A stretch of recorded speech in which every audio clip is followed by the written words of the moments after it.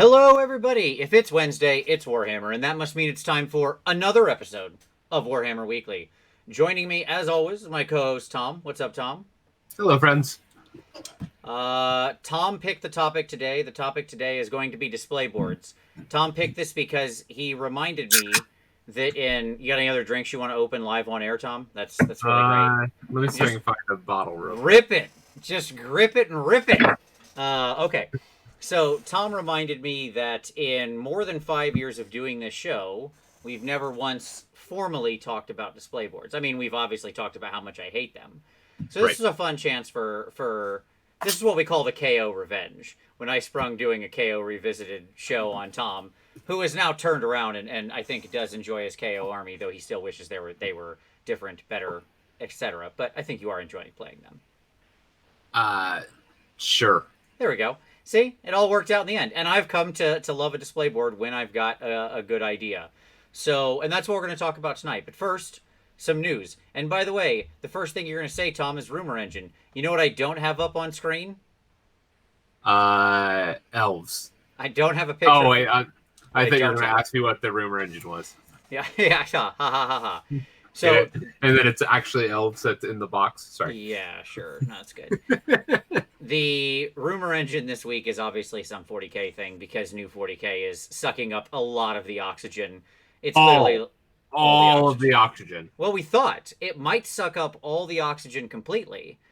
But in fact, Tom was correct when last week he said, this is absolutely true, credit where credit's due.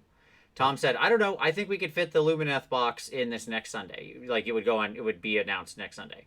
That's right. What you said? And so we have 1 week, and the idea was it drops, and then we'll get the delayed release that they had promised previously. Right. So you were right, because the rumor engine is just a 40k servo skull thing. Yes, it looks neat. I hope it's a new cool model. Super great. Okay, next. Yep. Thank you. Next. So elves. You know what the best part about the elves this box releasing this week is? Absolutely 0% cow parts in this box. I know what you're going for, Tom. This box. Yeah. Everybody's like, I thought you hated Lumineth. And I was like, what are you talking about? This box is amazing. Yeah.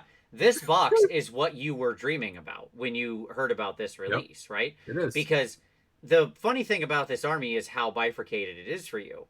Because the 3 units in this box, the archers, the spearmen. Yep.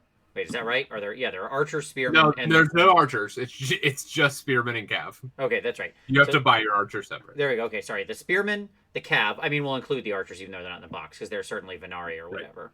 Right. And the light of Eltharion, right? Right. All feel super classic, just high elves reimagined in a new age, 2 steps away from the old elves type of thing, right? Yep. Then you have this hidden part of the army, just like waiting back there, just waiting, waiting to hit you with that cow parts. Yeah, I see the Shaq meme where he's like, yeah, exactly. Just hiding. I'm thinking of the guy behind the tree coming out. That's like the rest of the cow elf army waiting to get you after they trick you with the high elf looking part of the army. It's true. No, I couldn't love this box more. Yeah, sure. I mean, maybe if it was cheaper, but sure. that is what it is. Moving on to news. Well, yeah. I mean, let's do the actual Lumineth Realm Lords thing. Go ahead, hit me with the news. Now we've already talked about it. So we'll start with price, as I just mentioned it. Price is leaked, and it's a little bit. On one hand, it's the irony. I'm saying it's expensive. The irony is, I thought it was going to be a $200 box, like the Sisters of the Sisters box, and it wasn't. In the U.S., it's only $185. A virtual steal for not 16 really. models. Yeah, I would say 16 models. So basically, it's a getting started box with a book. Yeah, I mean, yes, sure, with a limited edition book. Like, let's, be fair. To be fair, there's not a huge amount of savings in this book, right? What you're actually getting is one, the box, just the coolness of you're getting your hands on it this early time. 2, you're basically getting all of the tokens and dice and all of that stuff, all of this supplementary stuff that you're paying for. Well, it's at. My point is that if you total up like the 2 kits, the character, and the book, Realistically, you come to a little over 185, kind of depending. We don't know the individual kit price yet, but just sort of assuming averages, it's probably like the infantry boxes are probably about 50, the characters probably about 40, and obviously a book is normally 40, but this is a limited edition book, so but it's not a full limited edition book, I think. I'm not sure. Whatever, it doesn't matter. Those are like 80, 60, 80, something like that depending. So okay. So it's you're still getting it cheaper, but then like if you assume a discount, whatever. It's not a huge savings, but it's a super good box nonetheless, I think. Because it does give you a lot of the solid foundation you're going to want for this army. Especially after seeing the rules leak, I do think we'll see a lot of this stuff in armies. It's also not a huge army, so hard to imagine it not being the case. I mean, it's like the best dice that GW's released in 2 years. It is functional dice. They are functional dice, which is highly disturbing. I thought we had a pact. I thought we had a pact at GW. We had an agreement. It was a non-aggression dice pact. Correct. That you were going to keep making, almost as a joke, right? Yeah. The worst dice ever, purposefully, so that they could not be used. I have the Sylvaneth dice on my shelf back there. Mm-hmm. Mm-hmm. Sure. There is not a single number or pip on any of those dice. Sure. I think of the Zinch dice, like they're just illegible. Symbols. Yeah. Yeah. So, but these are functional dice, and they're bright yellow, and there you go. Legible, real, seemingly probably balanced dice. So, life will surprise you. Just when you think the GW is going to zig, they zag. What do you do? It's true. I love. It's a nice box. It's like the art on it is beautiful. Again, it has that wonderful picture of Teclis that's better than his model. Sure. Like I just love it's a great box. That's what I'll say. Sure. And I'm looking forward to it. And like the kits look great. The spears look a little bit long, but we'll deal with that.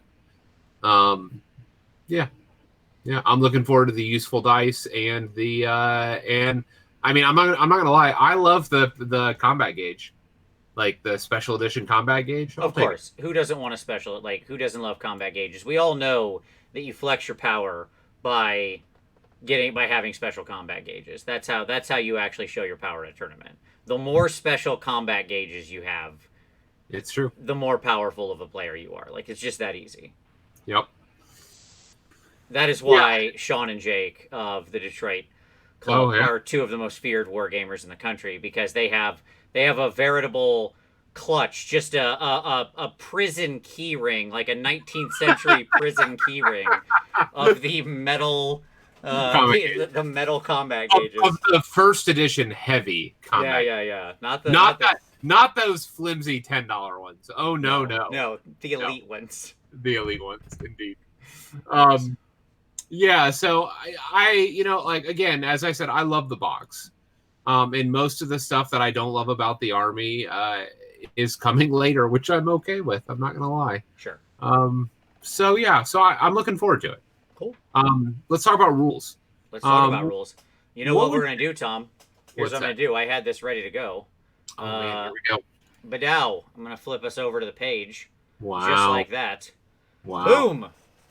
I had this ready to go. How they play. I've got the rules article up. People can see it on screen now. Yeah, that's a bold statement. Let me just open with that. I'm going to make my picture a little smaller here.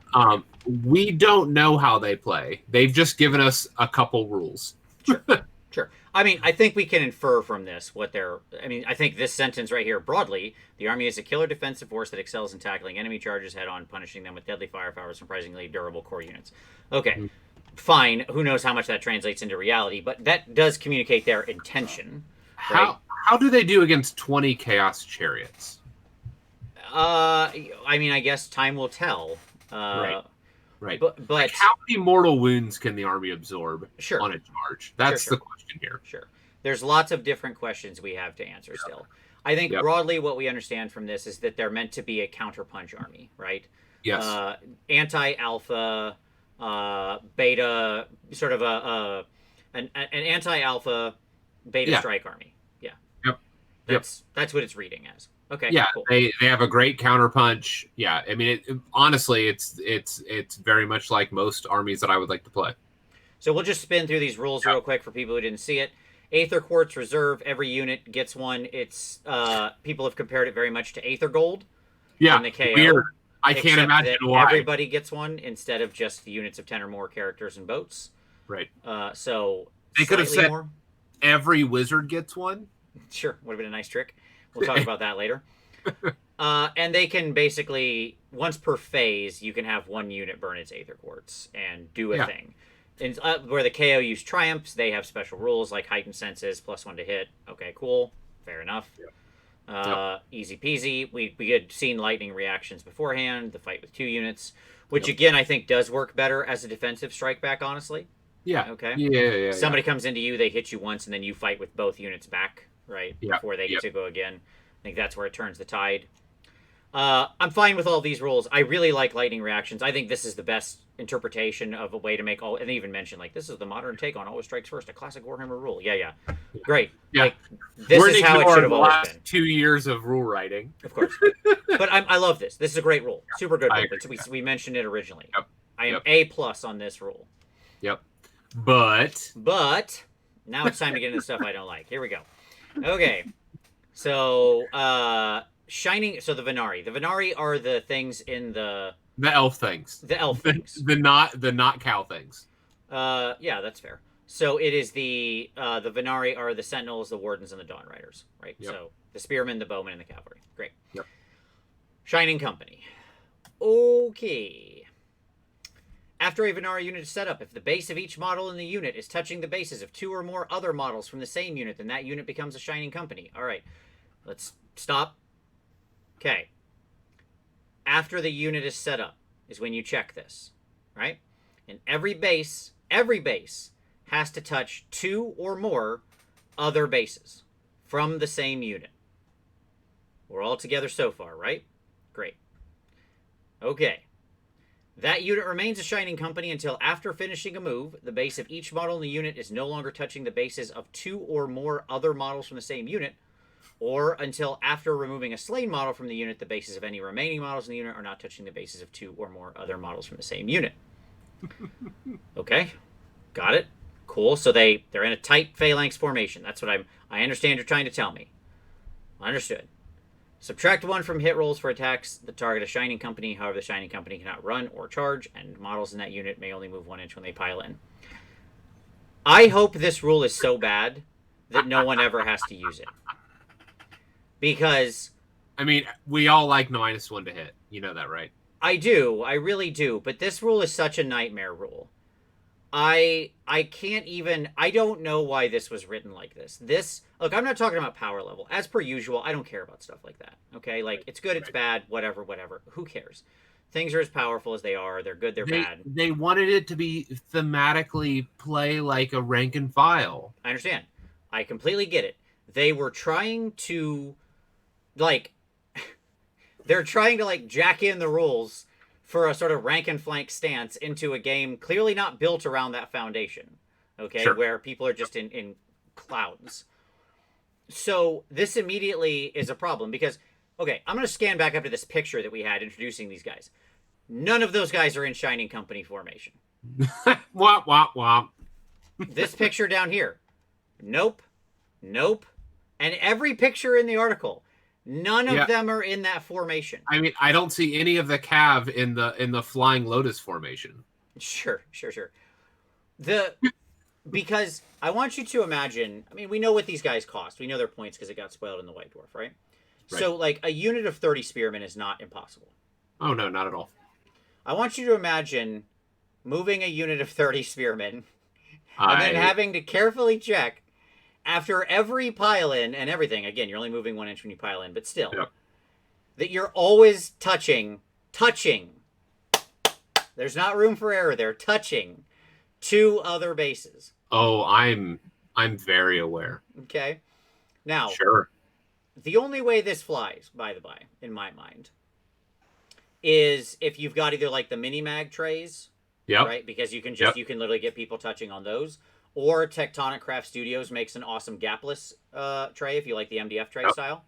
Yep. Where then easy peasy, great, super Yep. simple, wonderful. Scoot the thing forward. It's in a movement tray, Yep. easy, and life is good again. We'll make it worse in a moment, but that's fine.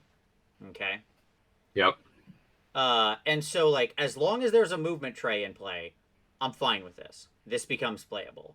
If there's not, this is just a silly nightmare. And what kills me about this is there was a really easy solution to this. We already found it with OBR, who also they wanted to fight in this sort of formation, right? Right. The answer would have just been keep everybody. The entire unit must be within 6 inches or 4 inches, or pick something wholly within X inches of the unit champion. Because then by necessity you stop stringing out. Yeah, agreed. Yep. So this is going to have unintended consequences on the battlefield that they just don't want. Sure. Okay.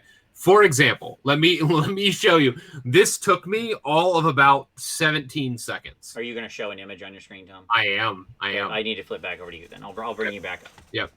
This is supposed to be display boards. We will get there eventually, folks. Yep. I promise. This is interesting stuff. So this conception took me all of 17 seconds. Sure. Where I was like, okay, what is optimal? Okay, if we're gonna do this, what does the footprint need to look like? Okay, archers, they're gonna hang together, awesome. They're gonna do that. Yeah, like archers, who cares? That's super great. Yeah, archers are gonna be great. This is a wonderful ability for them. They're just permanent neg 1 to hit. And then infantry, I'm like, okay, I'll use cloud bases or whatever. But then I was like, what do the cav look like? And so this is what all cav formations of 5 are going to look like from now on. Well, yeah, you could do the Lotus formation, or you could do the 3 and 2, but you want maximum frontage, is what you're saying. Well, and once you do 3 and 2, I would argue that you risk if you pull a casualty. Yeah. If you pull any casualty, it breaks the company. Right. This, you can pull any casualty of the sides. Yep. So you can pull these 2 and still be fine. Right. And so you can literally go down to 2 models and maintain your formation, or basically 3 models and maintain your formation. Right. So you Whereas can if you're in the traditional, what people would think of as sort of the sort of triangle 3 and 2, right? Yep. If you pull this bottom guy, wrong finger. If you pull this bottom guy, right, then this dude is out flapping in the wind and no longer touching 2 bases. Right. So like this is the only formation that holds casualties. Right. Which I agree. I was about to say the same thing. Welcome to your side trotting horses. The back guy's always Tokyo drifting. Absolutely. Yes. Because why would you not get neg 1 on your cav to be hit? Right. Until you charge. And then he drifts to the front. This is or the you new just keep him people. there because why not? Right. Yeah. It's worth keeping him in the back and not getting his attacks probably to get the neg 1 to hit probably. Yeah. Well, no, but if you charge, it breaks your shiny. Oh, you're right. Yeah, you can't charge. You can't. And so like once you charge with the cav, you have to split. But like for weathering, shooting, or taking charges, this is the best formation. This is it, people. You better be happy because this doggy is paw. The doggy paw. Or the Lotus formation. No, it's doggy paw. Don't be stupid. Eastern style. It is doggy paw. It could be a Lotus formation. It's a doggy paw. It is a doggy paw. I don't disagree. Yeah. Yeah. Okay. So there's also, sort of, we'll get to the next one. This one's just kind of like funny in these things it allows. Notable rules to mention here is that it only happens, you can only assume the formation on setup. Okay. Somebody said, doesn't it count itself? No, 2 or more other models. Other models, right. Yeah. Not itself. No, it has to be touching 2 separate models. You have to have cloud, like, it's clumps of 3. All clumps of 3. Yep. And everybody has to be like that. So, I mean, this only happens on setup. So once you break ranks, the only way you can re-get into a Shining Company is by something that's going to teleport you, or like a bridge would let you reset up again, and so you could reassume a Shining Company if you ever get a chance to set up again. Right. So, cool. Right, which, I mean, this army will likely need other setups. Not only for that, but because mobility seems like it's going to be a real issue with this army. Could be. I don't know. That's TBD. We don't know enough to know anything about that yet. Mm-hmm. My point on this is just from a rule perspective, I don't like things that make me check at this level of granularity Yep. in a game like this. Again, Yep. so my statement is they should have had, like, if they want to publish a rule like this, there should be a game made that is literally the movement trays. Yeah. With like this. the reality is this, and we'll get to this as the farther we go down. This army reads truly, and we're not even to the worst of it yet. This army reads truly as the slowest slow play. Like, I don't know how this army will ever get through a game ever. Well, what I'll say is, from what I've seen so far, I don't know if I like, it'll be on the slower side. Fast players are fast players in any army. So like, if you're good, you know all your rules, you can still get through things quickly enough. But this rules has a lot of things that wants to take extra time, and I will tell you, just from what I've seen so far, this is not this is not a starter army. No way. Like, when you pile in, you have to check every model in a unit to make sure every model's touching two other models' bases. Right. You have to. Every time. Right. I also want to point out that it's going to be real fun getting all the bases to touch when people assemble these guys with their 3-inch long spears. Yep. Okay. Yep. Like, and let's say you have a block of 20 of these guys, multiple blocks of 20. Right. Yeah. And everybody's got to be in that tight ranked formation. Like, I'm sure there will be a way to assemble them so that it works. I'm not doubting that. I know their model designers are of such quality that they will accomplish it. It's just like, none of their pictures they did it. So there we go. All right. So then the Alarith, which are the stone dudes, obviously. So this is like these guys, the cow helmet guys, and then your big boy, your big cow mountains. Yep. So Alarith units, the hammer wielding chaps and their mountainous bovine friends. So they have this thing called, Enduring as Rock, was one of the stances they can take, where they can turn a rend characteristic of -1 to a rend characteristic of nothing, which is cool. I will point out that that's not reduce all rend by 1. It's just specifically reduce rend of -1. So like -2 still shreds through them. It's it's the worst. Well, it's basically the old Seraphon rule. Yeah. They stole it from the old Seraphon. If they're in this stance, and assumingly they have a different stance they can get into. So that's fine. Which would give you reason to do that. So basically in your hero phase, they can choose a stance, which is cool. I like many people, I'm picturing them as earthbenders, just kind of, stomping their feet in the ground and stuff. Like, let's be honest, that's cool. Well, and actually what I love about this, by the way, is that notice that this triggers at the beginning of the game. Yeah, you can actually have it, again, anti-alpha, right? So you don't even actually need a hero phase to trigger it. Right. So, like, you can just let them crash against you, and this is already triggered. I suspect that they start in this, and they can swap between this and other stances. I'm sure. I mean, yes. Otherwise, the ability to turn it on is pointless, and it would just be a rule that's on them all the time. Right. So I assume they have a damage stance and a defense stance, and this is the defense stance. So, okay, cool. And then there might be a enclave or whatever that has its own stance or something. Sure. Well, we know there's an enclave that ups that ups the stance to like ignore rend of -2. Oh, so, there you go. Yeah. There you go. They said that in the White Dwarf article. Tectonic Force. Oh boy. Okay, at the end of each combat phase, you can pick one enemy unit within 1 inch of each friendly Alarith unit. You cannot pick the same enemy units more than once in the same phase. After you pick each unit, your opponent must move that unit 2 inches, and that unit must finish that move more than 1 inch from any Alarith units from your army if it is possible for it to do so.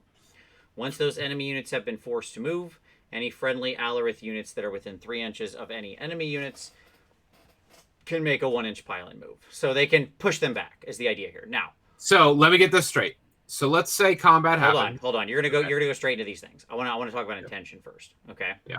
Yep. Okay. I get it. I saw 300 too, and it was really sweet. And like watching those Spartans just like push and just like and just like shove the Persian army back, right? Just like as all of them push together and would just like one step toward the cliffs.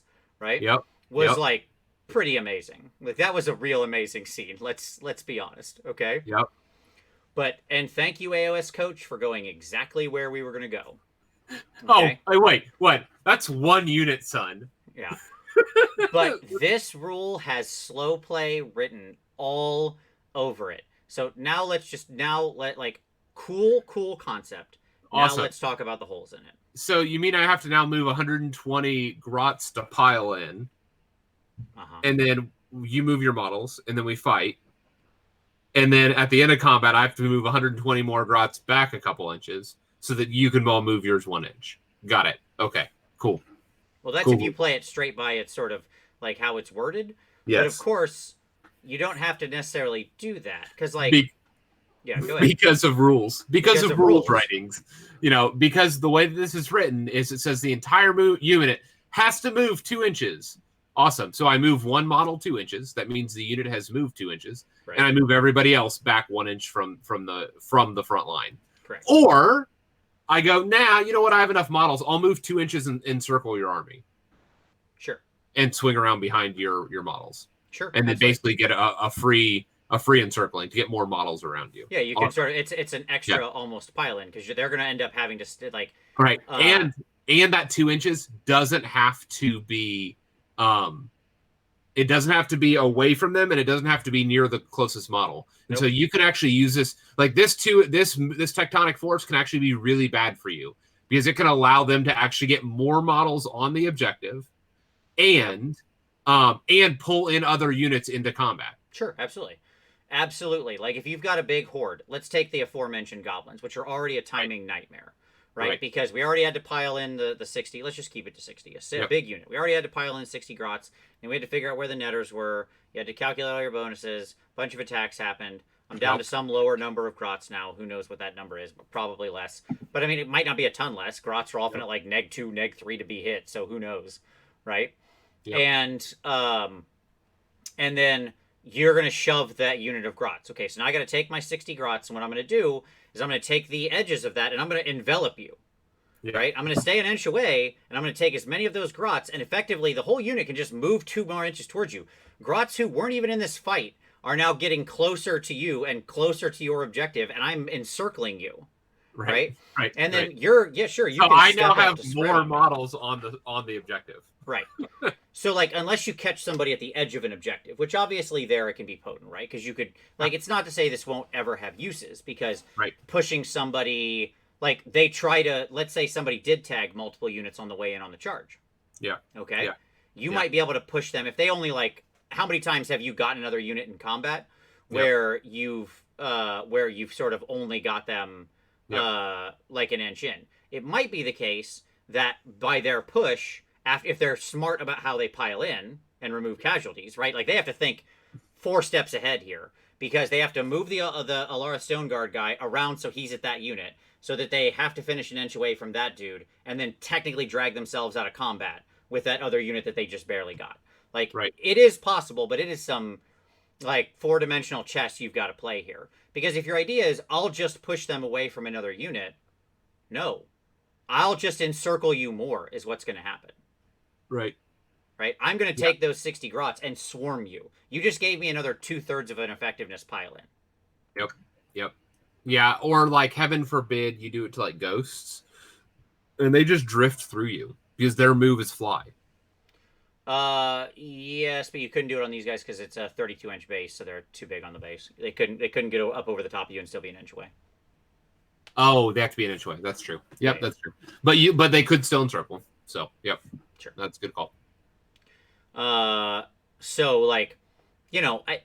Cool enough. My main complaint with it isn't that it has nothing to do with power. I think it's a perfectly fine, neat concept to explore. My problem with it is ultimately that I think it's a timing nightmare.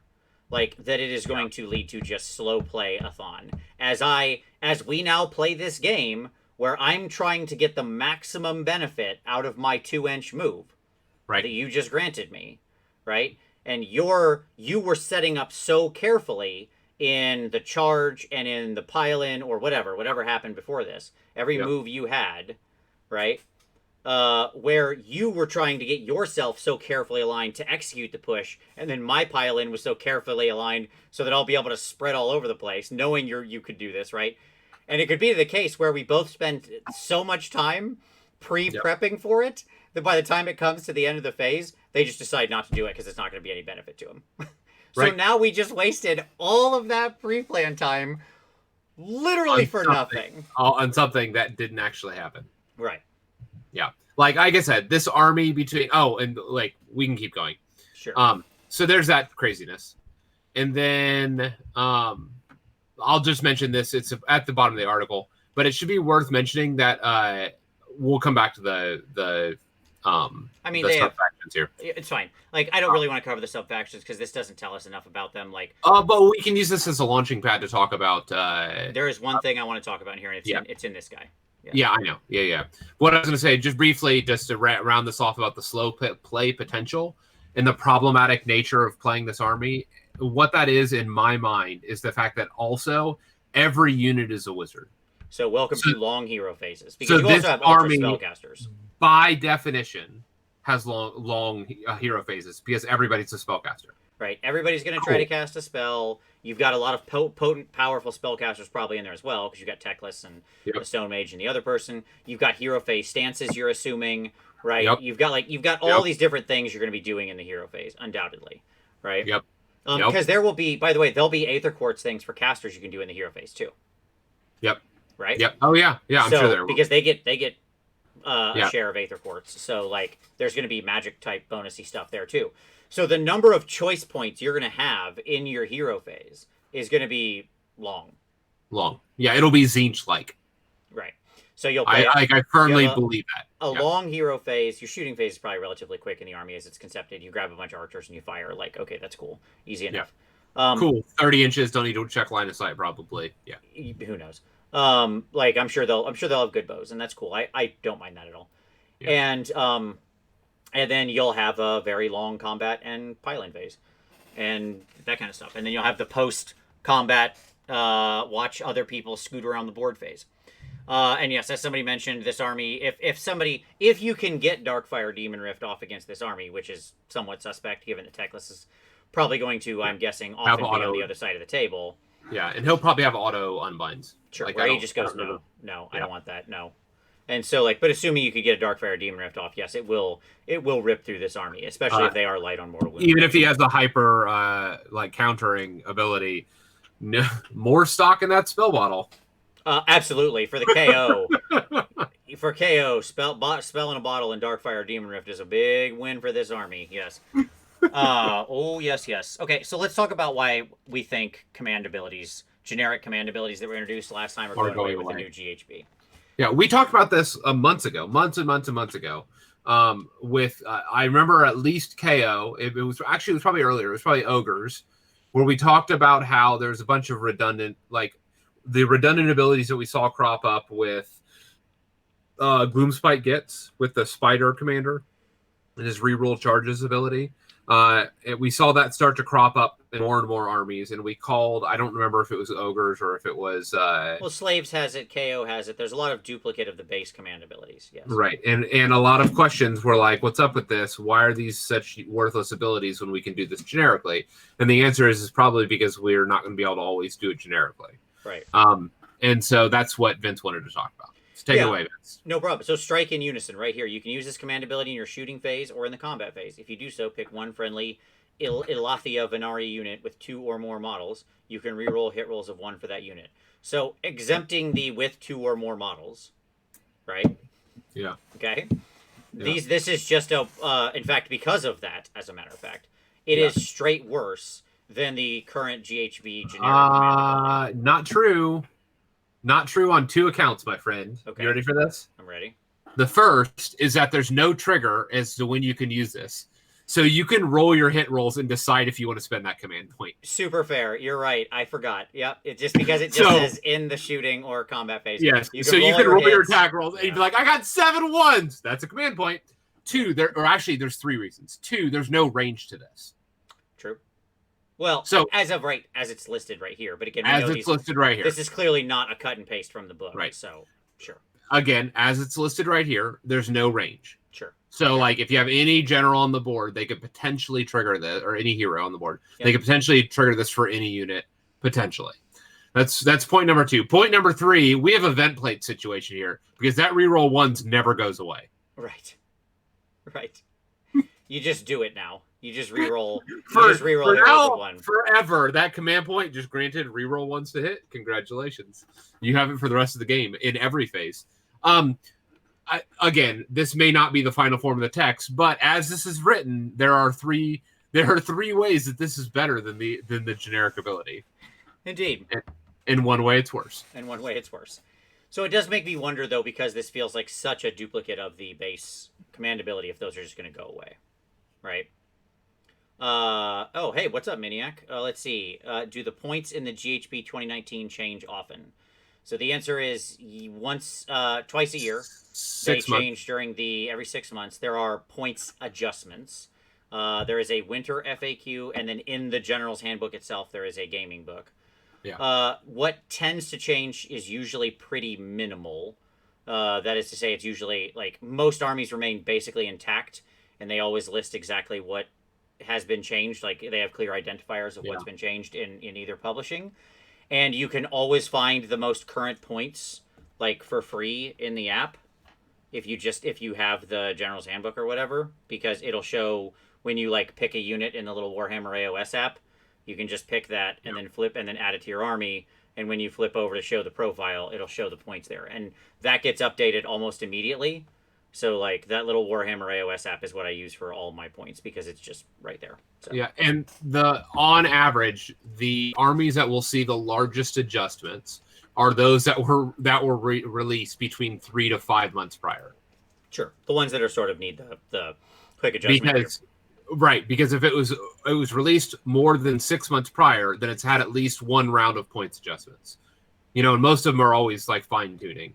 So more than 6 months, it's already had one round of points adjustments. And less than 3 months, it's normally too close to printing. Right.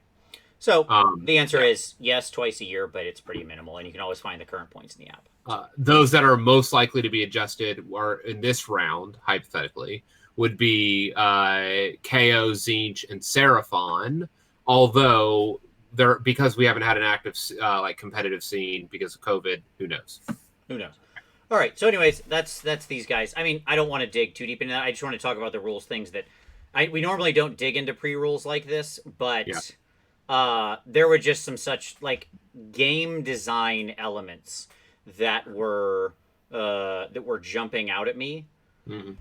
Right away when I read those. It was Yeah, like I read this and I was like, ooh, this is going to be real hard to play. And not like as to pilot. I mean, yes, it'll be difficult, but the issue being like playing against this, like the slow play potential is just going to be outlandish. Big. Real big. Yeah. So, hey, get some movement trays. There's the answer for at least one of those things. Okay, cool. And prepare your Flying Lotus. Mm-hmm. All right. So, no, it's the doggy paw. Stop saying Flying Lotus. It's doggy paw formation. Hey, I'm going with the Tom, Eastern it's theme. 4 points and a thing. It's a doggy paw formation. Dogs are cute. Doggy paw. Get into it. Mm-hmm. I'm sure the audience agrees with me that is the doggy paw formation. That's Nobody likes too your cute. Flying Lotus. It's thing. too cute. You're too cute. All right, so what else we got? There's one other big piece of news, obviously, beyond this. There is one more piece of big news. Forge World would reopen today. Yay! So there you go, Tom. You can get those things you wanted. Are they available? Did you look? Spent all my money already on boxes and boxes of new elves. Yeah, sure, and also magic cards. Magic cards. Yeah, sure. Now that you sucked into that rabbit hole. Yup. Yeah. So that happened. Yeah. Right on. Yeah, I haven't checked yet. I should probably check. Although Gobos are still like really bad. And none of that's like really competitive. It's all just like fun to play stuff. Fun to play, fun to paint. So it's not on the it's lower on the totem pole. Okay. So. Right on. All right. I think that's all the news. By the way, I'm seeing some overwhelming support for Doggy Paw. I know. So, just saying. That's fine. It's fine. Okay. You've chosen well, audience. You've chosen well. Thumbs up from me. Tom, let's do some pick of the week, buddy. What do you got? What do you want to share with everybody? We had a bunch of picks, and I forgot what they were. So, would you like me to do both of them, since I know both of them off the top of my head, and they'll be in the show notes? Yes, there we go. Fantastic. Okay, I've got a display board stuff. Yeah, since we're going to be talking display boards today, I went and found two of my favorite articles on display boards. So one was Mengel Miniatures, Tyler Mengel, who's obviously a great painter and an all around ace human being, wrote a wonderful display board article some time ago where he talked about his own journey with display boards and shared a bunch of images of other great display boards, some of which we're going to look at later on in the show. And the other article is AOS Shorts did a wonderful interview with Adam Trunzo, who we're also going to look at a board from. That man is a rock star, a hero of display boards, and he goes through his entire process for making his Seraphon display board, which I thought might be relevant, as many people might be finishing up their Seraphon armies or something like that at this point. Maybe it's been a book came out right before quarantine. Maybe it's been your quarantine army, and now it's time to get a display board together for it, right? And so this is a real beautiful, beautiful Seraphon board. And he goes through like beat by beat of how he made the thing, and it came out absolutely gorgeous. So Trunzo's a genius with display boards. So, both of those articles will be linked in the show notes, so you can go there and check them out. Yeah, that's what I was going to mention. Trunzo's. What you didn't mention is Trunzo did for the Adepticon at home. He did a video of his Skaven board that he put together. We don't have photos of it because I don't know that he took finished photos of it, but he has a wonderful video on his Twitter feed, and we'll link to that. Sure. So please come on, Trunzo. Where's the finished Skaven board, man? Get it up. What are you doing? All right. Cool. Check those out. Hobby time. What are you working on, buddy? What are you working on besides building magic decks like a loser? Nothing. Nothing. Have you painted anything? Or zero. Have you been writing a very important D&D campaign and then playing with magic cards in your off time? I have mostly not been working on the marathon, but I'll get to it. I have 2 weeks. 3 weeks. Yes, you got 3 weeks. Yeah. Yeah. Well, you got 2 weeks until one of the players shows up at your house, so that's going to impede your writing. Right. Indeed. Okay. 2 weeks. 2 weeks. Get it done, Tom. We all have. I'm also working on a chapter in a book I'm writing, so for work stuff. So that's when that's probably has to be done never, so it's fine. Okay, it's fine. It's fine. All right. Well, I have had a very productive week, as a matter of fact. I finished a big art project, which is behind me over here. I don't have a way to grab it and show it to people, and it's too big to show anyways. For the Nova Charitable Foundation. It is called, so it's actually like art, like real art, I guess. I don't know. Because it's very postmodern, I guess. I don't know. I put together, for the past year, quite literally since last year around this time in the summer, when I paint, I have these little wipies, as I'm sure many of us do. I have this little, I get these very specific paper towels. I fold them in half. They have to be exactly halved. They have to be exactly perfectly folded. And then this is where my little wipies are. And I've been saving these. Every time I finished, it went to a spot, and I saved them. And I saved a big giant stack of them over a whole year. And I put them all together into a sort of Jackson Pollock type art piece mounted in a big giant frame. And I'm calling it a year of wasted paint. And it came out pretty cool, I think. So it was just kind of a random idea. I'm going to donate it to the Nova Open Charitable Foundation, because even though there's no Nova this year, the Nova Open Charitable Foundation is still running all its auctions. And I'm donating 2 pieces there. One is that art project, and one is my Iron Fist, or my Imperial Fist, sorry. Primaris Captain that I did for Golden Demon last year.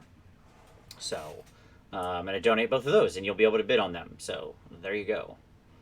They'll be up hopefully soon. I think all the bidding goes live here at the end of the month. So I'll mention them when they go up. And all that money goes to charity, which is cool. So I worked on that. I've also been finishing the last units I need for my Whirlwind's Edge army. So I finished my Huracanum. He still needs his base. But, crab. Gonna crab you. So, I've been working on my Huracanum. And he's done. I just need to finish up the base. I've also got my Knight Venator. That's right, Knight Venator, and I have full credit to Tom for recommending this one. And he's using. Boom! Yeah, that's I got to give Tom the Nailed credit. it. I really like it in the list. It's silly, but I like it. He's gonna have the Adeptus Mechanicus wings, and then a big giant bolter gun. That's not actually a bolter gun. It is the AOS gun, but it's the thing that the long strikes use. But he's carrying it as a one-handed weapon. And I also made 3 riggers out of that same Adeptus Mechanicus kit. I put the Archaeocopter on the shelf. I did get one. I put it on the shelf for now because I'm not sure what I want to do with it yet. But I'm working on all that stuff. So those should all be finished this week. And then I know what it should be. it could be an Ironclad. It could be a Star Drake. It could be a lot of things. Yeah, Star Drake is the right answer. Yeah, I think like I'm kind of. I'll be honest with you, Tom. I'm kind of waiting to see if we get a new Stormcast book, and Star Drakes are real Sure. good, and then I'll probably Sure. make it into a Star Drake. So. Sure. I think the answer is Star Drake. Sure. If Star Drakes are real good and I can run like multiples of them, sure. I'll order another one. All right. So busy hobby week. I'm excited about it. So if we finish up, that will finish my Whirlwind's Edge army, which will mean it's time to turn to the last thing of the Whirlwind's Edge army, which is display board. So your timing could not be more perfect. So Tom, shall we talk about display boards? Sure. All right. Okay. Let's do it. Display boards. So, obviously these things grew out of armies on parade, that sort of thing. And they vary a lot. We're going to look at some pictures here in just a minute, but first I want to get our high-level thoughts on them. Because there was sort of this armies on parade concept and people wanted a neat way to display their armies, so they started making boards. And then that escalated, and then tournaments started, using the boards, and then that escalated. And display boards are a source of... They are escalation in gaming if I have ever seen it. I don't know what you're talking about. Sure. You mean the arms race that is the Midwest hobby scene? The arms race that is the Midwest display boards, right? Right. Because they just keep getting bigger and crazier every single year. And we're going to look at some truly mad ones. Some just... Yeah. Blow So let's your talk mind. about... Can we start at the beginning, though? Yeah. What is a display board? Sure. And where do they normally get used? Absolutely. That seems like a great foundational thing to lay down. Yeah. All right. So go ahead. So rip it out. So and part of the reason why I want to do this is because display boards are somewhat of an enigma for people like that are joining the hobby. Or going to their first tournament or something. Or going to their first tournament because they're like, I don't understand what I need. Right. And so display boards normally, at least in the US, now this depends upon region, are often a 2x2 foot board or smaller, in which you put your army on display for like paint judging and all of that. Fan voting, whatever. Fan voting and appearance. And basically you are building a world, an in-world around your characters, around your army. And it can be something as simple as literally like a board with dirt flocked on it. Sure. Or it can be super hyper elaborate. Normally, the largest they can be are 2x2. And that's actually the same size as the army on parade boards as well. Yep. Normally, they are 2x2. So if you go into your local GW store and you want to compete, it is a 2x2 portion of the world that your army is inhabiting. Right. Yep.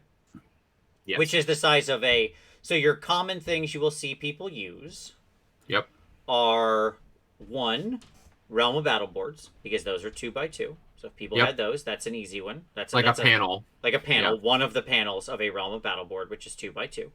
Yep. Okay. 2, a 2x2 picture frame. You can just go to any sort of hobby craft art store where they sell picture frames, and there will be square 2x2 picture frames.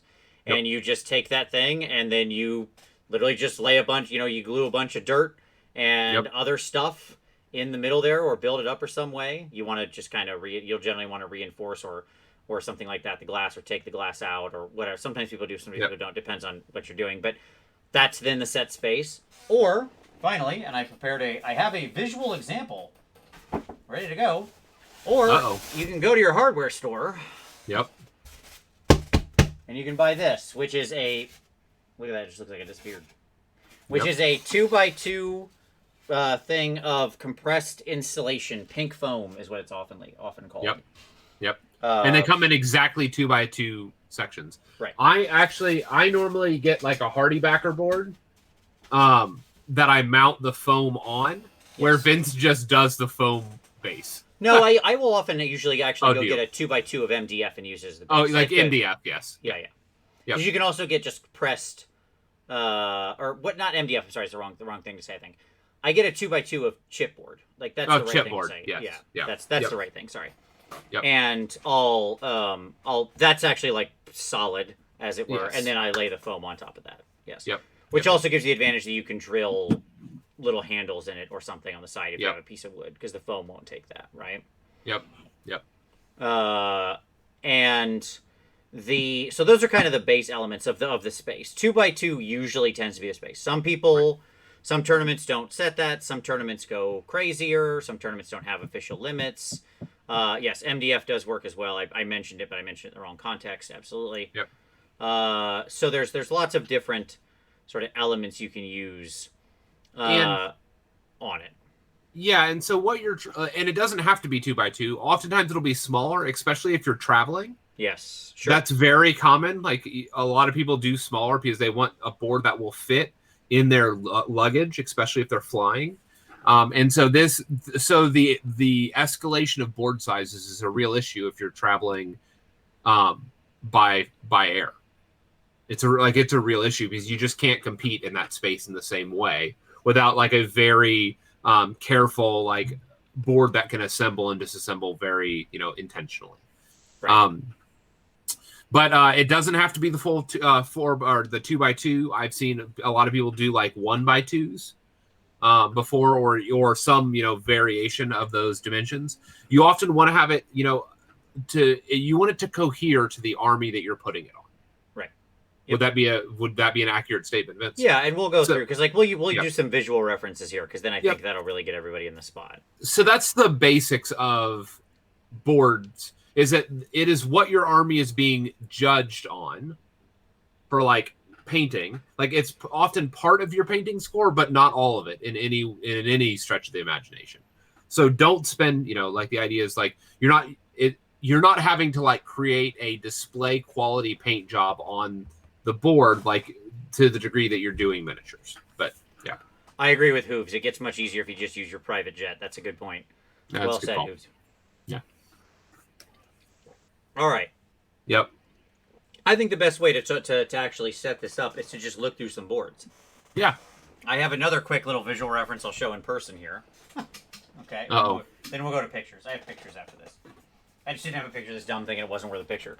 This is one of the first little crappy boards I made. Which one is it? This is my orc board for my Iron Jaws. I wish I still had your ice board here. I used to have it at my house. I know. I gave you my ice board, but this was an early one. It's just a bunch of black, sort of igneous rock and texture and stuff, and then some little hills and some little and then a big thing of lava. And it's very simple.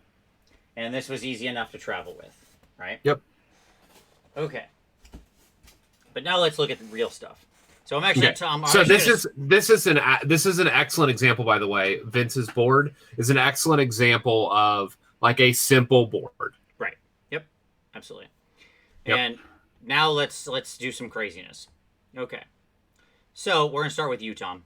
Your face is now covered up by your board, so you can talk. Cool. This was your KO/Fireslayer board. Yeah. So I wanted to with this one. I wanted a board to reflect. I mean, this was like my first really like egregious board. Like my first one was just like a mud hill with some like castles and stuff on it. Sure. But with this one, I wanted a board that really reflected the heart of my army, which was my like Dwarven Fire Slayer KO mix. And so I wanted to feel like it was like built into the side of a mountain or a volcano. But I wanted the tech feel. I wanted the classic Dwarven architecture. And so I grabbed a bunch of stuff and jammed it all together. And then Vince helped me with various kind of stages as we talked through stuff. And I brought it over at one point because we were both using it for our armies in Holy Havoc one year. And so we worked on it together and we did some, weathering and yeah. Yep. Yep.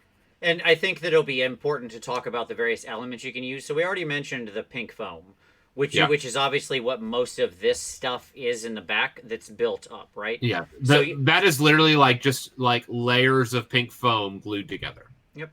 So pink foam can be your great tool. You can go get a little hot wire cutter for it, or you can just use a really sharp knife, and you can slice through it easy enough. If you use like a ceramic blade, I found it works really well actually for cutting through pink foam. It can't, if it has teeth, you'll tear it up, so it has to be like very sharp. But pink foam can build up your general hills, ridges, variation changes. Obviously existing terrain sets are golden for this. So people use stuff like the Garden of Moor set all the time. This is obviously some of the Adeptus Mechanicus or whatever terrain out of 40K for some of the Archimite stacks or whatever. However you say that. Alchemite stacks, whatever they're called. And then you've got Alchemite. Alchemite, thank you. And then I bought that kit. Oh, sorry. Don't go to the minimonster.eu. Sorry. It has been co-opted by that site apparently is down, and it has been co-opted by another website. Do not go to that. Okay.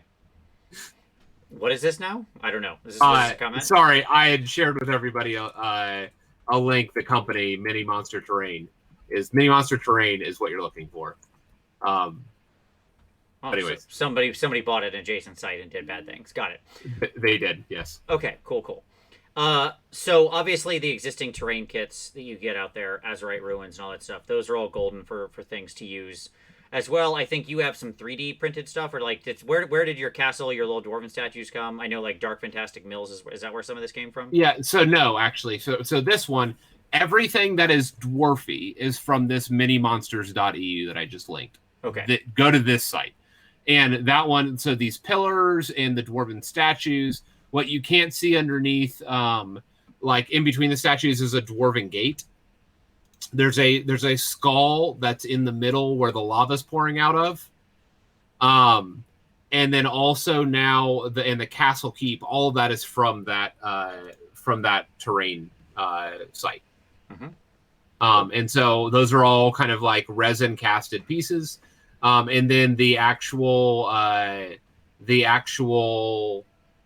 other stuff is just standard GW Sector Mechanicus. You can see it's really hard to see, but on the top left cliff are some of the terrain pieces, the dwarven like battlements from the old Battle for Skull Pass. Yeah, it's these little guys right here. Yep. And so that's a thing. But other than that, almost everything else is literally just like foam, and then the basing texture. Yep. Yeah. Okay. So then next up, I'll go through both of my display boards that I loaded up photos of that I just took earlier today from my room out there. Yep. So this is the board I made for my Daughters of Cain, which was the gladiatorial arena. For our next year at Holy Havoc. For the next year at Holy Havoc when we were both playing Daughters. Yep. So I made the board the next year. This is obviously just a piece of MDF on a piece of wood, pink foam on a piece of wood. And then there's a bunch of little accoutrement around, just like you mentioned. So a bunch of this is just resin cast stuff from that I already had. Little pieces I had bought, little extra bits, treasure, stuff like that. Just any little bits and things you go on there. The base gladiatorial arena itself is actually part of a play school. Playmobil. A Playmobil gladiator arena. And I'm not the one who thought of this. Yeah, it's really popular now in Warcry circles. like if you go to the Warcry Facebook group, everybody has bought this arena and turned it into a Warcry board. Yeah. This I got this idea from Arena Rex. Yeah. So the Arena Rex, if you've ever been to a convention where Arena Rex was being shown, they used the full size thing because it actually has the full circle for it. You couldn't fit the full circle on a 2x2. And so I got the Playmobil thing and turned it into a little gladiatorial arena with the cane symbol on it. And then the other side of it that you can't see is like a grassy entrance into it with stones and stuff. And then there are hidden things inside underneath the actual temple itself as well. And you can actually see in the back, like you can see elements, accoutrement from like the various Cainite things. Yeah. So the mirror, the cauldrons, the banners, all that stuff. Yep. So it feels very Cainite. But I mean, but the raw thing itself is just a toy. It's just a toy. It's just a Playmobil thing. I had originally intended for the doors to actually work because they work in the base thing. But after I added all the paint and then put all the basing material down, because it comes off. Like this thing, it has holes drilled into it, big pins, big quarter-inch brass rods where it sinks in. I didn't focus on that when I was laying down all the grit and stuff, so they're all blocked by rocks and none of the doors work. And I was like, oh. Didn't think it through. The next one I built, I have a video on, so you can go watch the video. But this is when I did the board for the Fallen City. Your Slanesh, and I played my Night Haunt. Yep. That's why it has a graveyard, so Tom stick his Night Haunt. Yes, the next year at Havoc. Mm-hmm. It was supposed to be my year this year, but that didn't happen. So this one was rather simple, but the fun tricks to this board were all the terrain pieces are, again, obviously removable. This house is the same house that Archeon is standing on. In my actual Archeel, my modified Archeon. So when I would go play the match, I would put in the normal house, and then Archeon would go to the table. Yep. And when I would have Archeon on the display board, I would take off the house and put the Archeon's base up on that hill, which is big enough to hold him, and then it would still look the same, right? Because it was the same house in either case.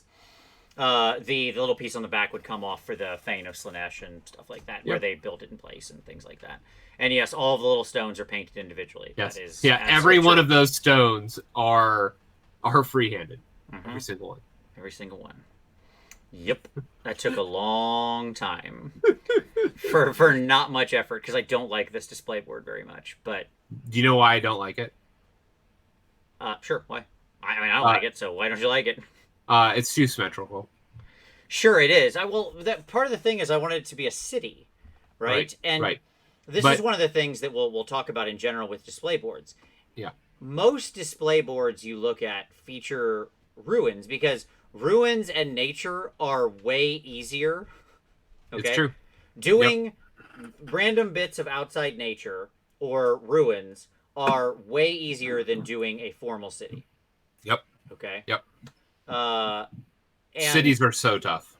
Cities are so hard because things are really packed in, and in a city there's not often enough space to actually then put your army down. You know, armies don't generally line up in the middle of where you got like space in a city or something. So, and if they do, they're out in the middle of a big highway or something. You know, I think of like the sort of Russians going down in front of St. Peter's Basilica or whatever. If you were to recreate that, it would just be a road in the space you've got available. You couldn't see the big basilica in the background and stuff like that. So, no, what I was saying about this, by the way, is that it's too symmetrical. Like if you had done like the crossroads as catty corner, sure, as diagonal, or even like off center a little bit, and you like rotate everything 45 degrees, it would be a little bit more dynamic than what it is. Yeah, you're absolutely right. Sure, I do not disagree at all. But I hate this thing. Now let's look at other people's boards that are way better than ours. Shall we? Yep. Okay. So this is where we'll start. This is Mr. Adam Trunzo. They grabbed this off of his Twitter from back in the time. This is what you can learn how he built in the article that will be linked in the show notes. This is his beautiful, beautiful Seraphon board. This thing is absolutely gorgeous with the whole mountainside and the path for them to walk on, and the water running in this, as he mentioned, like this sort of French drain or whatever.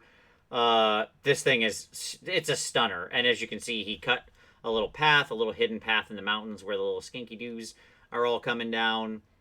He has, I mean, this is incredible work. So Trunzo is a true master. If you want, like I said, if you want to see everything about this board and its creation and how he went about it, that article will be linked down below. So yeah, it's a beautiful, beautiful board. Mm-hmm. Yeah, yep. It's gorgeous. The one thing we didn't talk about is obviously 3D printing has revolutionized display boards, as we'll see throughout both the previous one that I just did, the one I showed of the Slanesh, that used a lot of 3D print pieces. Yep. But it's really made it into a situation where you can fashion almost anything you need now, Right. which has only made things even more insane. Well, I mean, Right. I'm not gonna lie. That's why I got a 3D printer.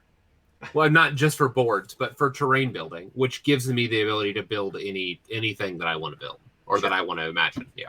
Mm-hmm. All right. So Trunzo's board is absolutely gorgeous. Yep. Let's keep moving. This was Anthony Magro's board, the coach, the AOS coach. I think he's in the chat. I wanted to grab his board because I really like it. It's a good example of how to include a lot of different elements. So this is obviously right outside the city, but he has the castle section and a lot of space up there for his troops to be put up there, where they can still be marching from the door. And then, of course, he included the extra elements like the Skaven tunneling in underneath the city and the water element over here on the side. It's just a really gorgeous board. Anthony was cut to the top at CanCon for his army, and that's, I think, very well deserved. So I really like this one. I think it's really cool. I like the statues he did, which are very much the statue out in front of Warhammer World, by the way. Yep. Yep. Lining the road to the front of the city of Noltdorf, as he says. This was Aussie Wargamer. This display board's incredible. It all folds up into a pirate chest. It is a pirate ship in a pirate chest with hidden compartments. Yeah. Bonkers. Yeah. I didn't see this in person. I did not realize I was in this photo. That's me right there. How about that? Yeah, it's pretty easy to spot me. The apron, but yeah, this board is incredible. This is his mixed destruction board at CanCon. I mean, this thing is unreal. Yeah, I love it. Love it. So again, like as you can see, there are these drawers that like slid out that would be extra places in the pirate ship, and you had extra little, barrels and booty and stuff hidden in there. All of the models in the army were in a pirate theme and, fit along. Like, for example, the Savage Orcs that had the little ropes they were swinging off of that he could just attach right back to the rigging here. But those came straight off. Like, they're on the base like that. They're all swinging from big giant ropes on the base. And yes, as was pointed out, he actually made the chest. Of course himself. he did. Yeah. I mean, it's just bonkers. Yeah. This was a gorgeous Again, let's reiterate, this is not what you have to do to go to an event. No. These are the exceptions, not the norms. Yeah, sure. But it's relevant to say, I mean, your point about, I went down to CanCon to help do a bunch of stuff, to do paint judging and to participate in a bunch of stuff and to help out and do streaming. But there's no way I could fly to Australia with a crate. With a board that's going to rival the things that were on the top here as far as their overall display goes, right? It's just not It's just not possible. Yeah, you can't compete in that space, and that's okay. You can still take best at the event, like if you were competing in the event, without taking best appearance. Sure, absolutely. Okay, so next up, I did know I was in this picture because this was taken while I was paint judging it. This is from Danny Paints. Of the Dwellers Below. This is a 40-gallon oil drum. I think it's 40-gallon. Let's say 40-gallon oil drum that he actually took and sawed out. Like this was a real oil drum that he went and got, and then he cut out these pieces and he added all this in. So again, this is the same train you were using there, Tom, right? The Sector Mechanicus stuff. Yep. And then he installed lighting in it. So it actually has, like this is that's lit up. That's not paint. That's lighting. That's interior lighting showing out of there. Yep. And and you can see there's like LED lights down here at the rave. And this was his KO army. And what's even more amazing is there's a narrative happening if you look at the whole board, where the deeper you go in, the more crazy the KO gets. Like, this is the police landing up here to raid this sort of, like, KO Necromunda hive. And then clearly not sensitive to the contemporary time. Yeah, sure. as you get down farther, the underhive gets crazier and crazier until it just goes to full-on rave down here. I mean, this thing... So, just as a point, both the treasure chest from Aussie Wargamer and this from Danny Paints were in the top 3. I mean, they ended up being the top 3 overall. They were. Let's get that right. They were in the top 3. I'm only saying that because I don't remember. I'm pretty sure Danny won, but I don't remember where Aussie Wargamer found. The point being, I'm trying to pull it up. I'm trying to pull up the close-ups of this ridiculous board, like ridiculous in a good way. Yeah, sure. Because it was just beautiful. Like you can get an idea of seeing it here, but man, it's like up close. It is just simply stunning. Yeah, Danny did an incredible job with this. I'm pretty sure he took first. I don't remember if Aussie Wargamer took second or third. I legit don't remember. That's the only reason I phrased them both as top 3. Yeah. No, I'm just saying that like. Oh, there you go. Coach said he was third, Tim was second, Danny was first. Thank you, Coach. I appreciate that, sir. Yes, so there we go. I thought I grabbed the top 3. I'm happy to hear I did. That was why, but I couldn't remember the rank order. It's been a while. Was that back in January? That was in January, which feels like 72 years ago at this point. So Sure. But yes, this was January. All right. Next up, this one is from Steve Wren. This was his 8th edition High Elf board. This is one of the first times I ever saw a display board that absolutely blew my mind. My mind. This was back actually his 8th edition High Elf army. And it has this tower thingy. What's this tower thingy called? I don't remember what that's actually. It's a GW terrain piece, but I do not remember what it's called. I can't see it because my video isn't updated and I can't see your screen. Gotcha. That's so. That one. That is a Blightstone. No, it's a Dreadstone Blight. Okay, thank you. Cool. So he had that. He had the ship sailing in the water, and this big bridge that they're marching out over. I mean, Steve Wren. There are some people in the UK just doing incredible things with display boards, and so yes, this was an all-time banger because obviously it had his 4 phoenixes in it, and they all had this mount that he'd have them circling the tower and stuff. And let me point out, by the way, notice how he didn't position this straight on, but the 45-degree angle of the streets that I was talking about. Great composition. Yes. Yeah. Agreed completely. Right. Yeah. Yep. I agree. I do not disagree with your no, point. I that's not a critique of you, Vince. That's helping people understand what I'm talking about when we're talking about composition on a board-wide level. Yeah, sure, absolutely. By the way, Cinderfall pointed out that this is the... No, it's Dreadstone Blight. Dreadstone Blight. Okay, no. It is Dreadstone. For the record, Witch Freight Tour and Dreadstone Blight were formed out of many of the same pieces. And so they were, like, most of it was compatible. It's just Witch Freight Tour truly had, like, double the amount of, like, building pieces, so you could go up 4 levels instead of 2. The next one I want to show is going back. I wanted to end on sort of the idea of simplicity because I thought it was a really nice thing. This actually came from Tyler's article because Tyler shared one of his simple boards. Now, Tyler has made some amazing display boards, but I wanted to actually share one of the picture frame boards. Yep. Right? Because as Tyler pointed out in the article, and Tyler has some really amazing like Tomb Kings boards and stuff like that, so you can go check out the article and see the stunning, incredible stuff he built.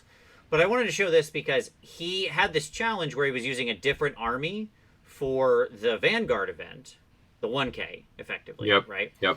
Then was his main 2K 2-day army.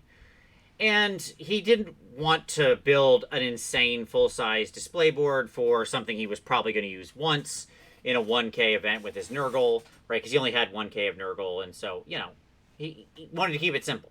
Yep. Respect. He wanted something that could be interchangeable. Yes.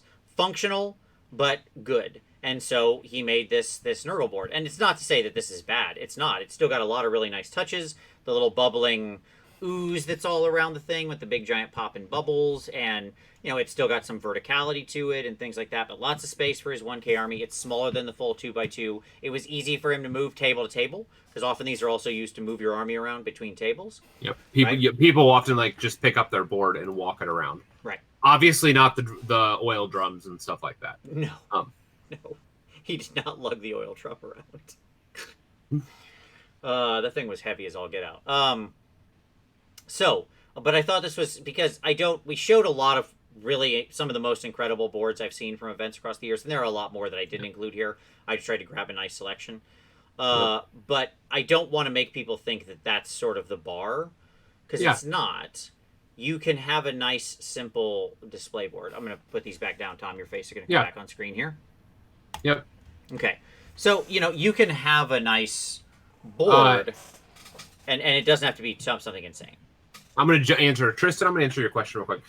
This board that Tyler has displayed right here, I think that's a perfect board, honestly. To fly with, yes. Because you can turn it sideways. It's very stable. Not a lot of breaky pieces sticking out or things like that. Right. Can slide it into a carry-on bag, or even a carry-on bag, potentially, because it's not as deep. You can be long, but not as deep, and you can sort of set it in there, pack some clothes around it, and you're good to go. Yep, exactly. And I would focus on, like, if you've never done a display board, focus on simplicity.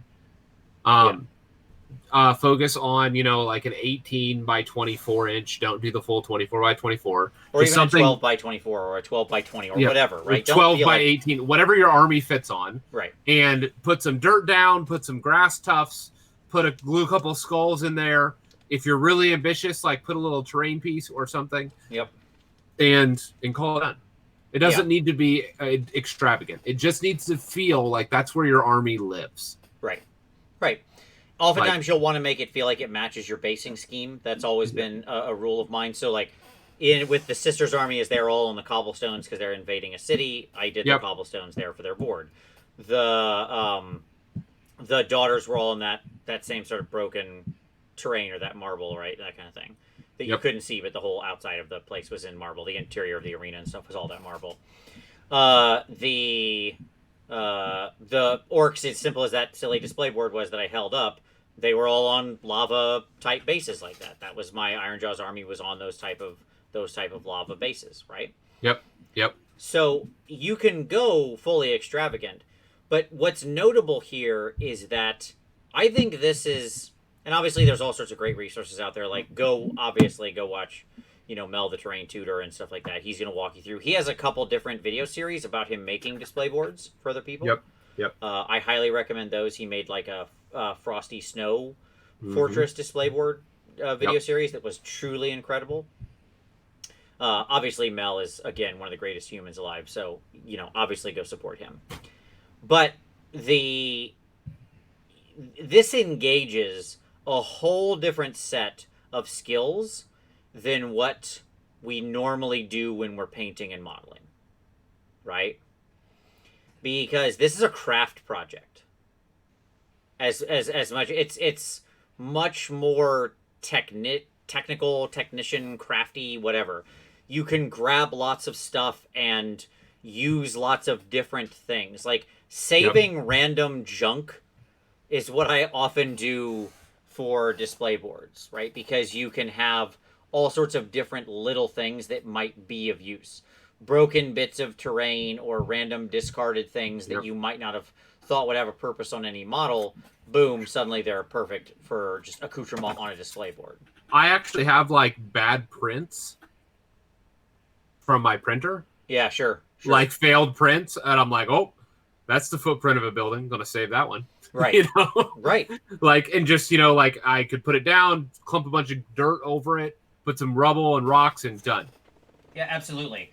One of the things I save is anytime I get paintbrushes or whatever, they come in tubes.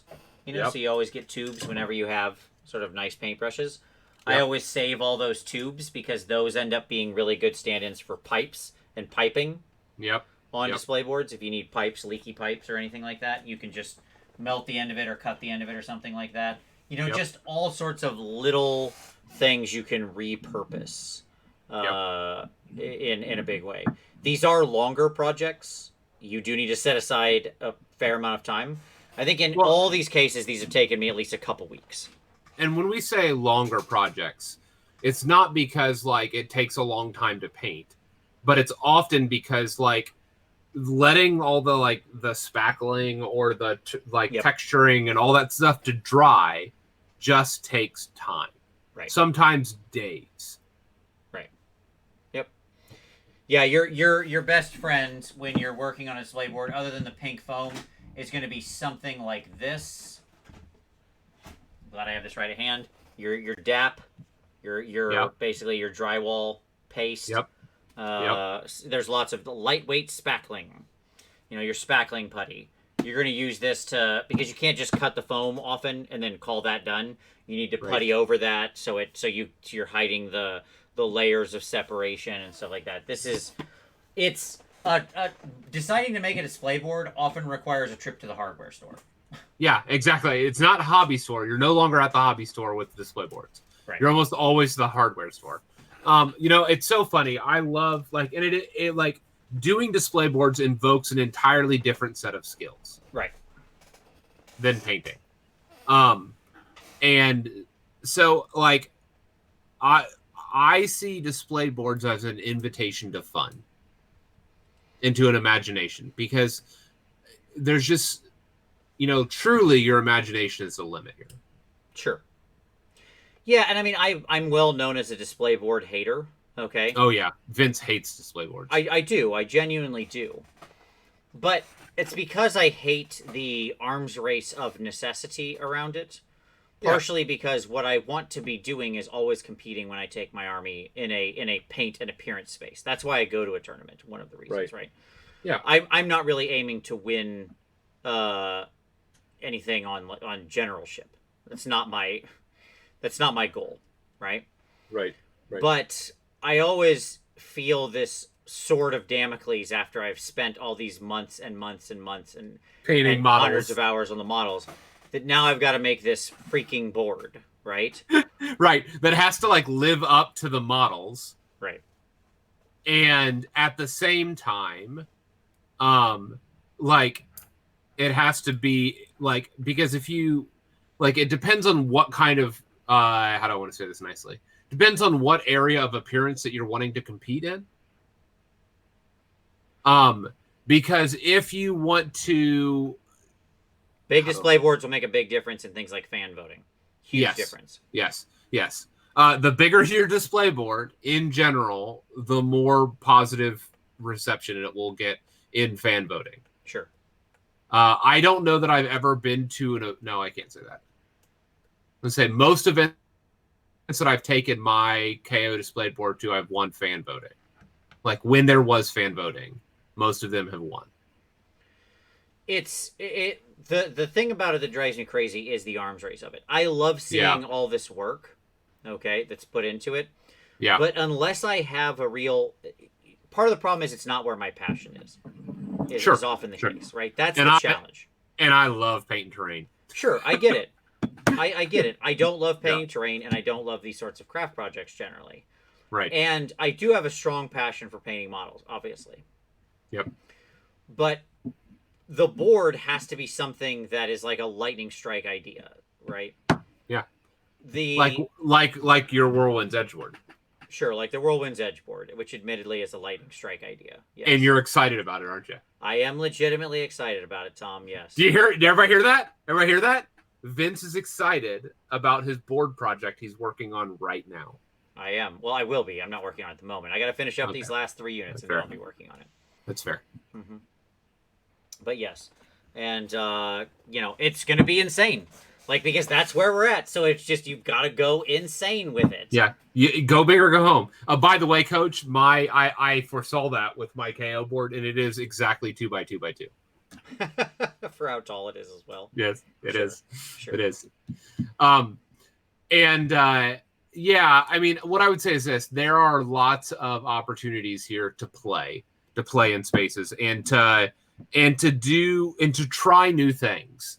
Like if you want to do, like I've seen people like Trunzo one year use dry ice. Yeah, sure. I've seen multiple people use dry ice. Yeah. Dry Yeah. ice, LEDs, building bigger and bigger stuff, hollowing out real world items, and I'm just where's the line here? Yeah. Yeah, I think Trunzo had an actual keg on his when he did the Skaven board. Sure. I think that's right. Maybe was that the Skaven board? I don't remember. But the point being that like you can have fun with this. Sure. And like this is and it's fun that like is celebrated by everybody, right? Because like it's like just enjoy yourself. Sure. It is a fun project to build that you will then go, okay, awesome, I have this big thing. Now, where do I keep this? Mine's right there. You can actually see mine. If you look, great. You've got one, Tom. Do you see it? Do you see it up on top, right next to the G.I. Joe Terrordrome? Yeah, we do. Is there the is my KO display board? How nice. And it hides Tell me where you're at when you get to 4. Okay. Hey, I have another one. I have my Daughters of Cain board. That's tucked away, but I had made the Daughters of Cain board intentionally to disassemble. Sure. Most of these, especially when you go super big, storage becomes a challenge. That's my word of warning. Like you need some space to put it in. Right. So there is a value. Let me just say that there is a value in intentionally designing the board for storage and disassembly. Sure. Which Coach mentioned earlier that his breaks down. Right. Like when built well, boards can actually like be packed.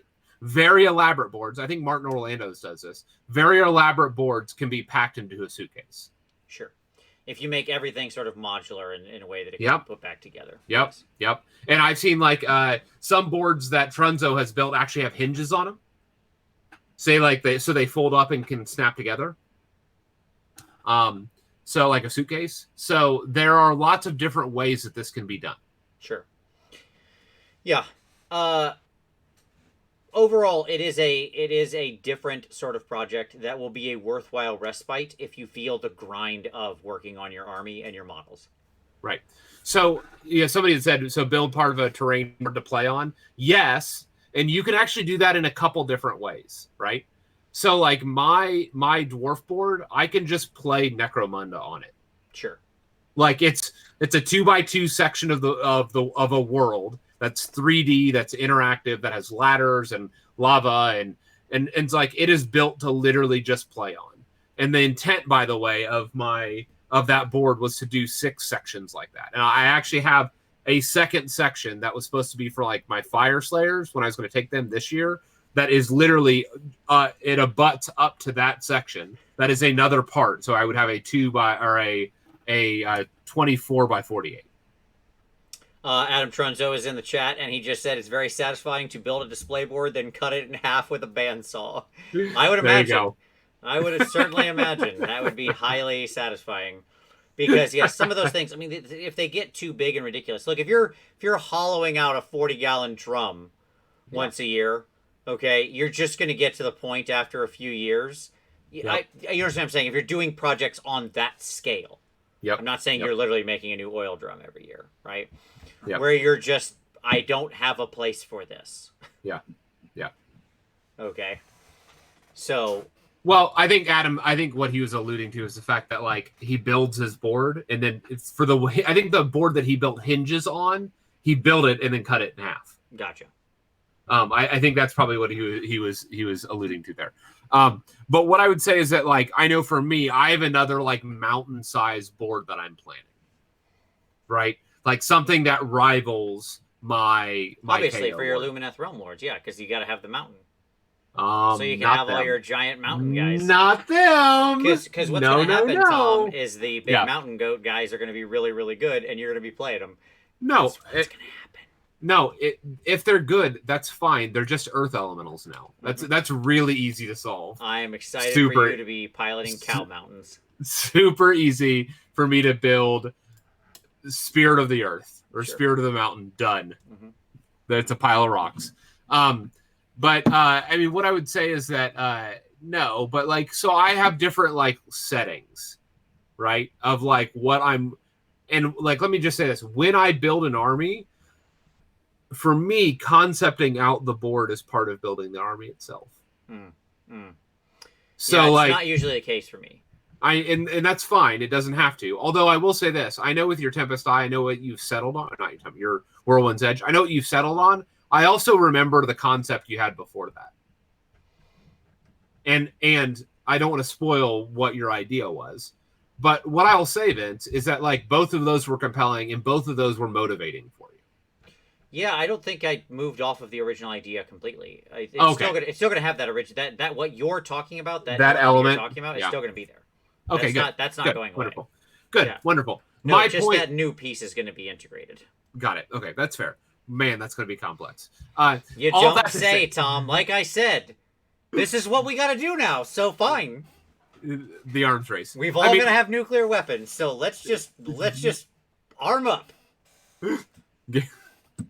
I have a joke there that is super in reference, but I'm not going to spoil your idea. Sure. About nuclear weapons. But what I would say is this: like, you can have different scales of boards, and that's okay. For me, when I'm building an army, like, part of building the army is imagining what this army looks like on display. Because for me, what I will do is I will plan an army for an event. You know, like, so I start each new season normally in the summer. Okay. In the city. In summer in the city. And what I will do is that year I will paint armies and take that army to like 1,000, like smaller events in the fall, take that, that army into the larger events going into the spring. And then like I retire that army for that year. Okay. Sure. With this elaborate board the next summer.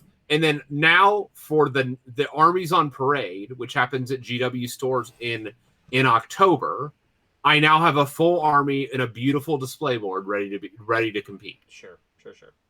And so, like, you don't have to go all out. You could also like lean out the door behind you and yell, and the manager at your GW store would hear you. So that's nice for you to be able to compete in your armies on parade video. Yeah, they're really close. I mean, you're not wrong. Sure. My GW store is quite close. Sure. It's like a 45-minute drive to get to mine. Yeah. That still makes me lucky by many people in the States. It would be like a 15-minute walk. If.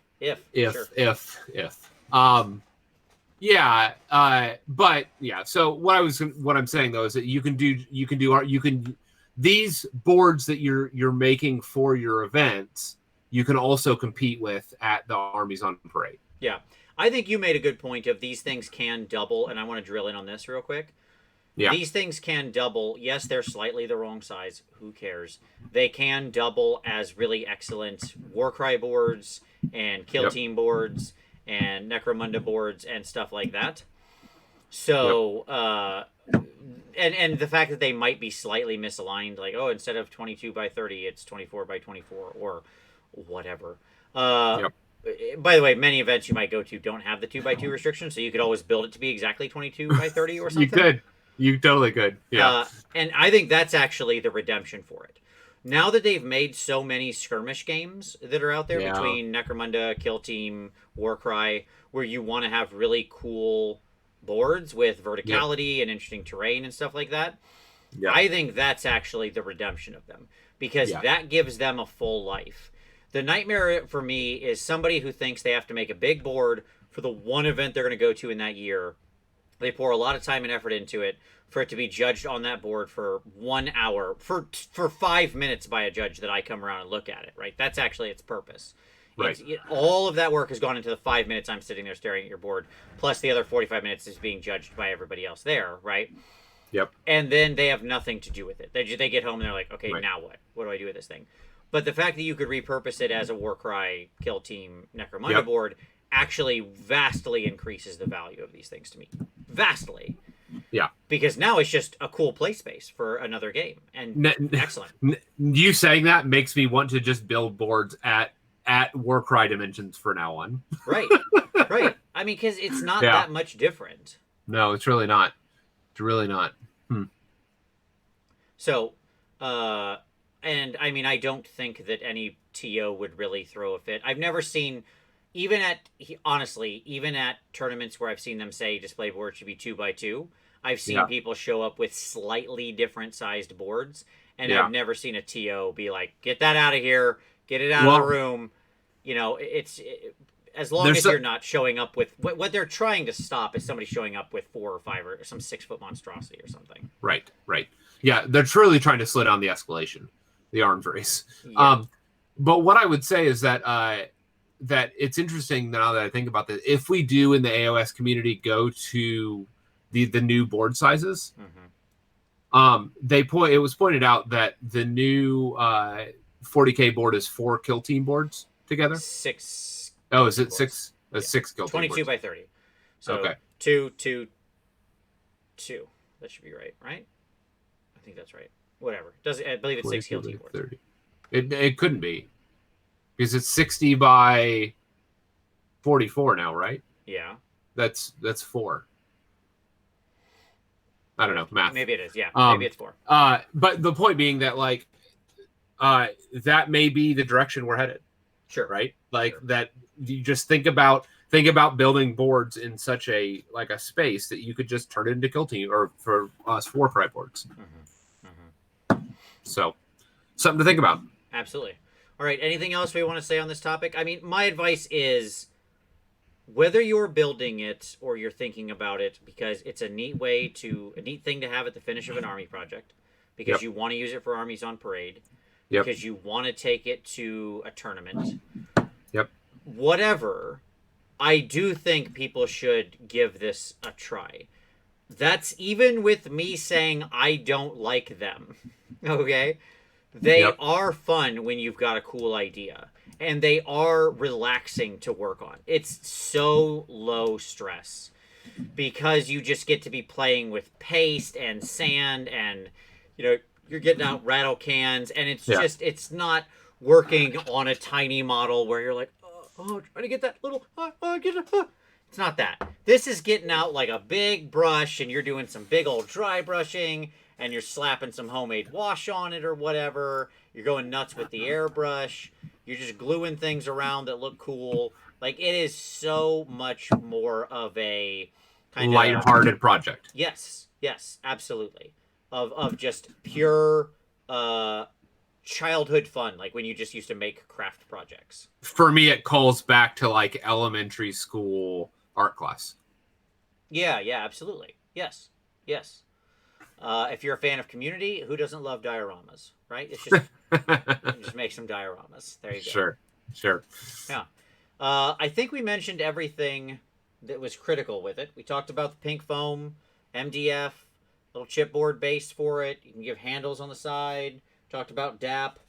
As we said, go to the hardware store. So, like, just as a side quick note, please don't use, like, expensive hobby stuff on your board. That's usually not necessary. Yeah. Don't use model paint. Stop. Yeah. Stop. Avoid using model paint. Don't use your craft paint. Yeah. Go to Walmart, pay $1 for a huge tube of junk craft paint, and use that.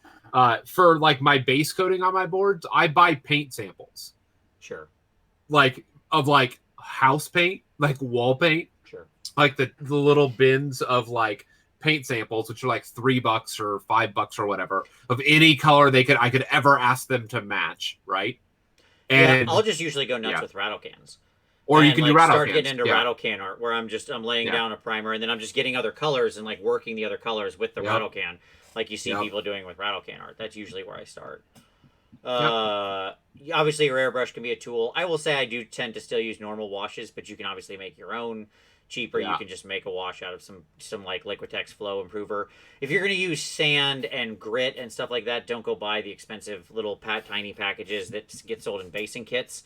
Right. Just go to the hardware store again and go to the garden section and buy the big packages of indoor pine bark and sand and that kind of stuff, because you'll get giant bags that'll do your whole board for pennies. Right. Yes. Yeah. And buy rattle cans again, as it was mentioned by Josh. Like the Krylon, whatever. Like the Krylon like rattle cans that are used for tagging things. Yeah. Not Army Painter or GW. Right. Don't get out the Yes. Wraithbone spray or whatever. Yes. Right. Yes. Stop that. Yeah. Yeah. The cheap cans at at your local convenience store. Yeah. Yep. Absolutely. So that kind of stuff is your key, because again, it's not at that micro detail level of the models. Most of the things, especially if you're working in ruins, in nature, in wilds, in that kind of stuff, you're just not working in something where you need that kind of precision like you do with a clean model. So Right. And just for washes, Vince, you tipped me off of this. Oil paints can be your best friend here. oh yeah, absolutely, because you can make a huge amount of oil wash so cheap. Yeah, like oil washes are like the cheapest. Yep. And so I learned, like, and it was funny, the first oil wash I did was on my KO board, and suddenly like my KO board suddenly smelled like a machine. Mm-hmm. Like it had like from a like odor standpoint, it smelled like an oily refinery, and I was like, oh, I love this. Right. Yep. So there's lots of, just have fun. Yes. Like the point of boards is not work. And I know that it's soul crushing for Vince, for things like this, but like I'm telling you folks, it can be a lot of fun. I agree. And there's nothing more satisfying than putting your models on a well-built board and just watching all of it pop. Because it all now feels like it's actually sitting in a world. Right. Yeah. And this is why 2+ stuff is wrong to the core of his being when he says that he just likes blank black bases. That is wrong, Doug. You are wrong. Forever wrong. Wrong. I agree with 99.9% of the things that Doug says. He's a great human being and my hero every day. He could not be more dead wrong on this, because that is insanity. I don't even know what you're talking about. Because when you actually have even a simple basing scheme and you put things on a display board that even carries on that simple scheme, like the stuff that's on the screen right now with the Lumineth, that's all a simple basing scheme. That's the standard GW, sort of mud and a couple tufts thing. But then they built out this space with the rocks. By the way, this what you see the Warhammer people working in is much of this is exactly the same stuff we've been talking about.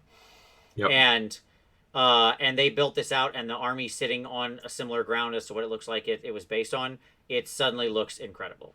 Yeah, it does. It does. And even their simple basing scheme, all they've done is literally like take basic elements, nothing elaborate, either on the base or on their actual board. Mm-hmm. Yep. And yet it looks stunning. Absolutely. It just pops because once the figs get on there, and look like they're sitting in that world, it's incredible. Yes. Yeah. Obviously, I have no real beef with Doug. He had a hot take paint-a-sode recently that I was watching, and I joined him live while it was going on and was watching it, and his first hot take opinion was blank bases look better, and I was like, oh, I joined this at the right time. I can think of some other content creators that have said similar things recently. Sure. So no, I liked all the rest of Doug's opinions in his hot takes. I didn't think there were anything wrong with them at all. But that one, you're wrong, Doug, and I'm coming for you. No, it's fine. It's all good. He did a great job with his Nurgle army doing some really impressive bases, and he should do that more. Yeah. Because he won't sell that army. I mean, that's one perk. That's one perk of doing work. Absolutely. On your army is you're not going to sell it. That's right. All right, Tom. Well, I think that covers display boards. There you go, folks. I hope that was helpful for everybody. Like I said, check out the links, the articles. There's all the people we mentioned. You can go follow them on Twitter as well. I'll try to throw all that in the description as well, because they often have these kinds of things. And so you can get lots of inspiration for amazing projects. So, Black rims, I disagree. Black rims always look good. So, at any rate, with that, I will say thank you very much, everybody. We very much appreciate you watching. Hey, while you're still here, why not go hit that like button? Look how easy it would be to just grab your mouse right now and move it over the few inches to that like button. Give that a click. We certainly appreciate it. It helps other people find the show. Maybe some other people who are thinking about making display boards, and then they can come here and they can watch this, and that'll be very helpful for them. So please click like. It's very much appreciated. It helps other people find the show. But as always, I thank you very much for watching this, and we'll see you next Wednesday.